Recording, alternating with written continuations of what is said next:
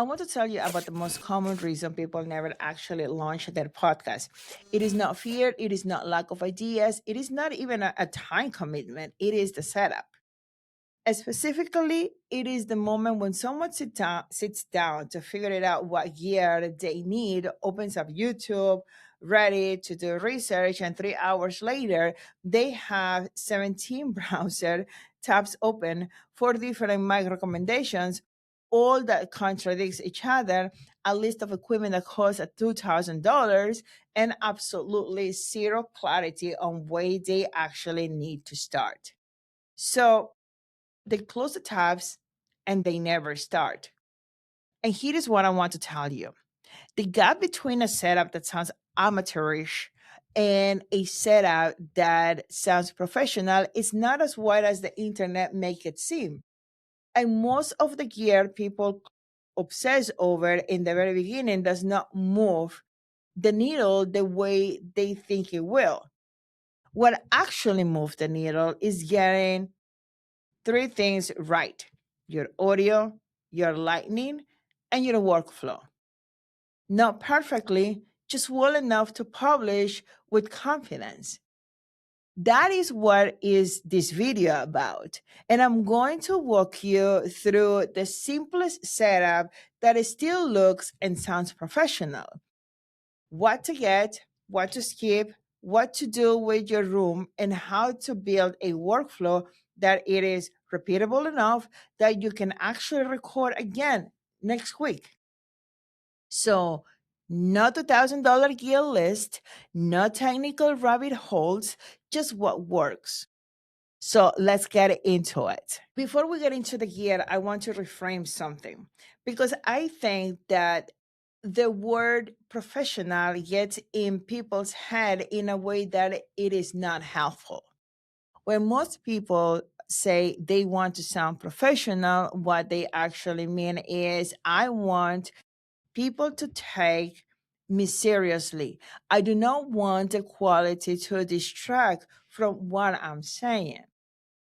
That it is a completely different bar than what professional sounds like in your head. It does not mean broadcast quality. It does not mean a studio perfect. It means clear enough that the listener is not fighting to hear you, and clean enough that nothing pulls their attention away from your content. People forgive average video quality. They will not forgive audio that is hard to listen to, and that it is the whole standard. Let me say that again because I think that is what really internalizing it. People will tolerate a slightly blurry image, a simple background, a basic camera. What they will not tolerate is an audio that is echoey, muffled, inconsistent, or full of background noise.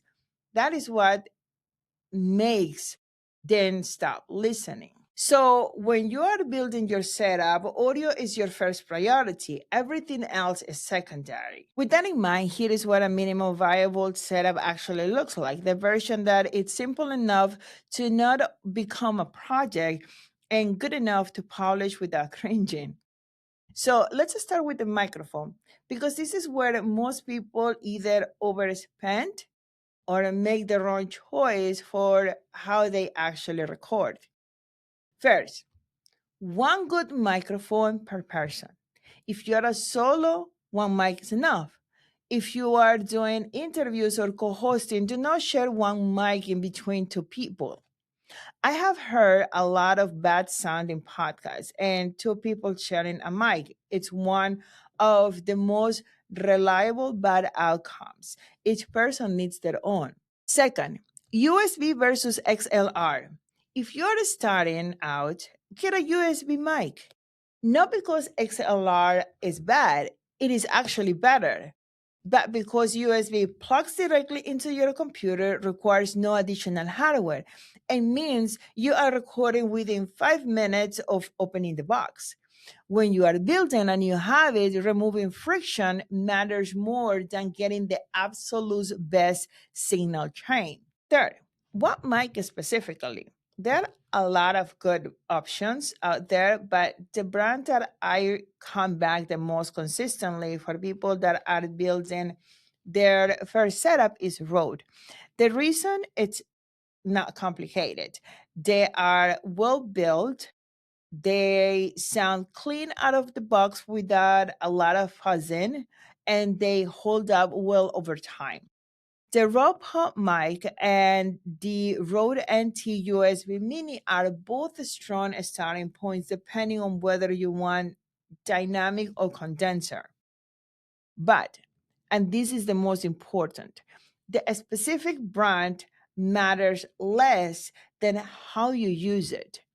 A mid range mic used correctly will almost always sound better than a high end mic used badly. Here is what used correctly means for a microphone. Get close. Most people sit too far from their mic. A good rule of thumb is about a fast distance from the capsule, close enough that your voice sounds present and full and direct, and like you are actually in the room. Speak across the microphone, not directly into it. If you are using a cardioid mic, which most USB mics are, speaking slightly of access, meaning a little to the side rather than straight into it, reduces plosives. Those are the hard popping sounds on words that starts with P or B. Use headphones while you record, not to listen music, but to listen yourself. You will catch a buzzing cable, an inconsistent volume level, or a weird echo in the first 10 seconds instead of discovering it when you go into the edit an hour later. So the mic is your single most important investment. Get something solid. Learn to position it correctly and you will solve 80% of your audio problems before even you press record. Audio first, lighting second. And a good news here is that a good lighting does not require a lot of gears. It requires understanding one principle. The principle is light from the front, not from behind or above. A light source behind you turns you into a silhouette. Your camera exposes whatever is brightest in the frame. And if that is a window behind you, your frame face goes dark. A light source directly above you, like most ceiling fixtures, casts downward shadows across your eye sockets and under your chin, which is the most unflattering direction for a face on camera. What you want is one soft light in front of you, slightly above your eye level, angle slightly downwards toward your face. That is it. That it is the whole lightning setup for a startup professional look. A ring light works. A softbox works. A window works. If the window is in front of you and the light is soft, even a good lamp with a diffuse bulb can do the job if it's positioned correctly. Now, the key word is soft. Hard light, a bare bulb, spotlight, a direct LED without diffusion creates harsh shadows, and that overproduces slightly clinical look. Soft light, which you can get either from a diffusion or from bouncing the light of a surface, wraps around your face more naturally, and it looks more like the kind of light people are used to seeing in real life. And one more thing on lighting. Your background matters more than most people think, and it costs nothing to get right. You do not need a fancy backdrop. You need whatever is behind you to look intentional. A clean wall with a plant, read as clean and consider.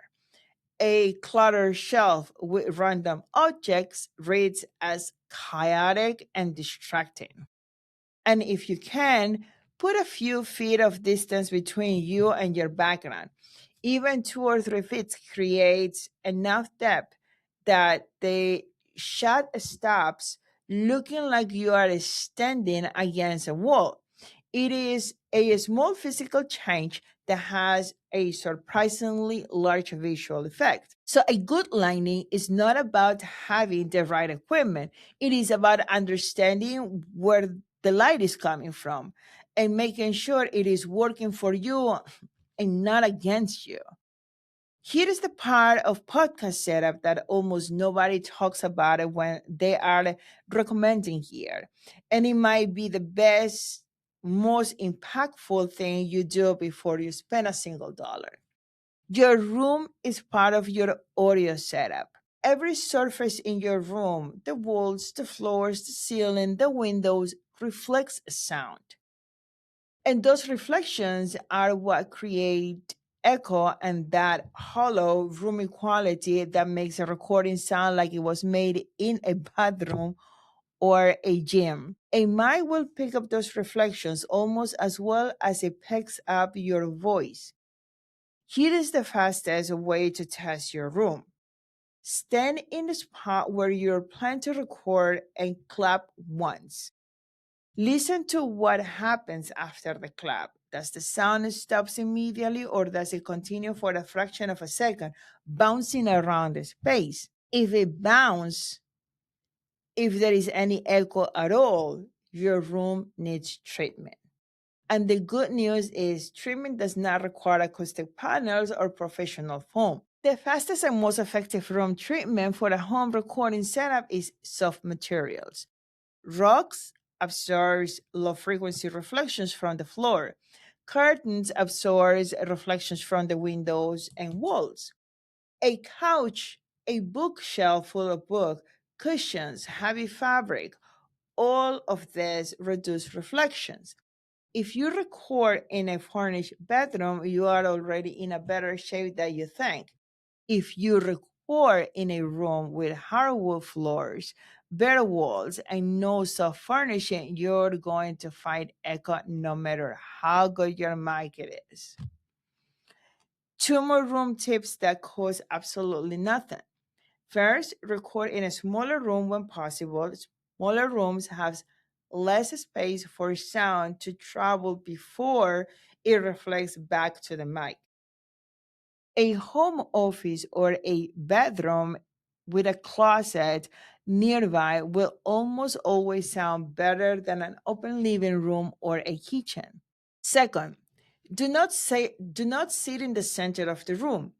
The center of the room is where the reflections from all the four walls arrive at the same time, which creates the most pronounced echo. Sit closer to one wall, not against it, but near it, and the acoustic response improves noticeably. Before you upgrade your mic, treat your room. A mid-range mic in a well-treated room will sound better than a premium mic in an untreated room every single time. Now, let's talk about camera. And I'm going to keep this short because camera is genuinely the least important piece of the starter setup. And here's why. With good lighting and a reasonable modern device, you already have a camera that is good enough. The camera on your current iPhone, a recent Android, or any mid-range webcam, all of them will produce clear, watchable image if the lighting is right. Lighting determines your image quality far more than the camera sensor does. A good camera in bad lighting looks worse than a phone camera in a good lighting. That is not an exaggeration. It is just how cameras work. So for the camera setup, here are the only two things that matters at the starter level. First, stability. If you're using a phone, use a tripod. A handheld phone recording has a micro movements that are exhausting to watch over 20 minutes. A tripod is a $10 or $15 investment that immediately makes your video look like more intentional. Second, Framing consistency. Once you find a framing you like, eyes in the upper third of the frame, camera roughly at an eye level, enough space around your head without too much dead space above. Save that setup. Mark where your tripod legs are with a piece of a tape on the floor if you need to. The goal is to be able to reconstruct that exact same shot every time without having to refigure it out again. Consistency in your framing across every episode is what makes your show feel like a show, not a series of one off recording. Your phone camera is good with lighting and a tripod. It is a completely professional starting point. Consistency in your framing across every episode is what makes your show feel like a show, not a series of one off recordings. Your phone camera with good lighting and a tripod is completely professional starting point. Upgrade the camera last after you have dialed in everything else. Okay, gear cover. Now let's talk about the thing that actually determines whether you publish consistently, your workflow. And here is the truth about podcasting that nobody says it out loud. The technical setup only matters if you repeat it. A great recording session that you can now reproduce next week is not a system, it is a one off. The goal of your workflow is repeatability. Every session should start and end the same way. Use the same steps in the same order and produce files organized in a way that making editing and publishing as frictionless as possible. And here's the simplest workflow I know that actually holds up over time. It's 4 steps. So, step one is to set your framing once and save it. Do not reconfigure out of your camera angle every session. Set it, mark it, and start every recording in exactly the same position. This takes 30 seconds and save 5 minutes of fusing every time. Step two, do the 10-second audio test before every episode.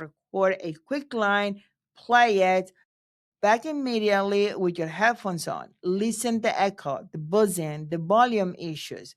Fix anything that sounds off before you are 20 minutes into a take. This one step has saved more recording sessions than one piece of gear. Step three, record in one take when possible, not because you cannot edit, you can, but because the habit of trying to get it through in one take forces you to keep moving. Stay in the moment and develop the kind of comfortable delivery that makes you sound natural on camera. Perfectionists who stop and restart constantly never develop a flow. One take builds it. Step four, save your file in one folder per episode and name them immediately, not later, not after you listen back, right after you record. Use a simple naming convention, episode number, topic or guest name, date, that's it. When you go to edit, even weeks later, you will know exactly what are you looking at it. A repeatable workflow is what separates a podcaster who published 20 episodes from one who published 3. The content can be identical. The system is what makes the difference. If you can set up your camera, check your audio, record, and save your files in the same way every single time, you have a podcast. Everything else is refinement. So let's land this quickly. Audio is your first priority. A good mic per person, position it close and slightly off axis with headphones on while you record. Treat your room with soft materials before you spend money on gear upgrades. Lighting is your fastest visual upgrade. One soft light in front of you is slightly above level. Step away from the background. Keep it simple and intentional. Camera is your last priority. Your phone with a tripod, a good lighting is a professional starting point. Get the framing right once and save it. Workflow is what makes it repeatable. Same steps every time, file names, and save immediately. 10 seconds audio test before every session. That it is the whole setup. Simple enough to start this week, solid enough to publish with confidence. If this video was useful, subscribe. I put out practical content like this regularly for podcasters and content creators who wants to build something they can actually sustain. I also have a free Substack where I go deeper on of these kind of things every week, like audio tips, lightning guides, episode templates, industry playbooks, etc. The link is in the description. And one genuine question for you. What is the part of your setup right now that you are the least confident about it? Drop it in the comments. The most common answers becomes the next video. Get your setup done, record your first episode, the rest follows. See you on the next one.